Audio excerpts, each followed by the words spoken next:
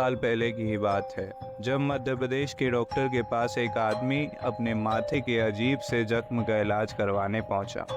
उसके माथे का वो जख्म इतना घिनौना और गहरा था कि उसे देखकर लगता था जैसे मानो उस आदमी के माथे के बीच से ही उसका दिमाग उखाड़ निकाला हो। उस डॉक्टर ने बहुत कोशिश करी उस घाव को भरने की, उसे स्टिच करने की, पर डॉक्टर की हर कोशिश नाकाम रही।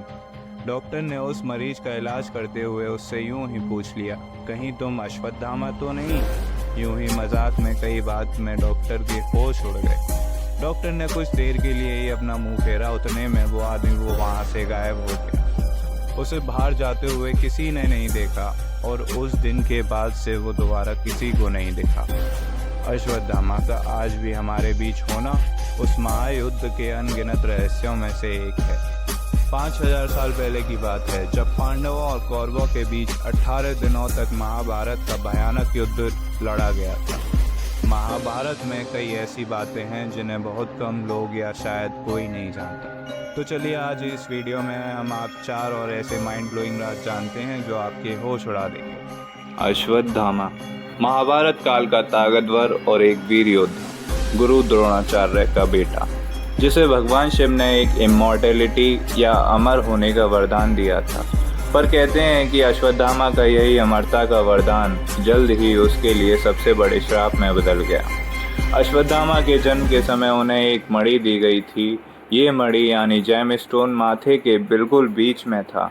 इस जेम स्टोन की वजह से अश्वत्थामा की उम्र चाहे जितनी हो जाती, पर ना ही उनको कोई शस्त्र ना ही कोई बीमारी उनका कुछ बिगाड़ सकती थी। महाभारत के युद्ध में अश्वत्थामा ने पांडवों के खिलाफ युद्ध किया था। एक रात अश्वत्थामा ने पांडवों के टेंट पर हमला कर दिया और 5 लोगों को जान से मार दिया। उन 5 लोगों का खून करने के बाद में उन्हें पता लगा कि वह पांडव नहीं, पांडव के बेटे थे। इतनी बड़ी गलती को देख श्री कृष्ण ने अश्वत्थामा के माथे से उस मणि को उखाड़ दिया और उन्हें श्राप दिया कि वह कलयुग के अंत तक जीवित रहेंगे। महाभारत में छुपी सबसे पहली पहेली की शायद अश्वत्थामा आज भी जिंदा है। महाभारत के दूसरे राज पर जंग के दौरान लाशों के ढेर में से किसी एक लाश के साथ कुछ ऐसा हुआ था जो आपकी और हमारी सोच से काफ़ी परे है। यह कहानी शुरू होती है एस्ट्रोलॉजी से।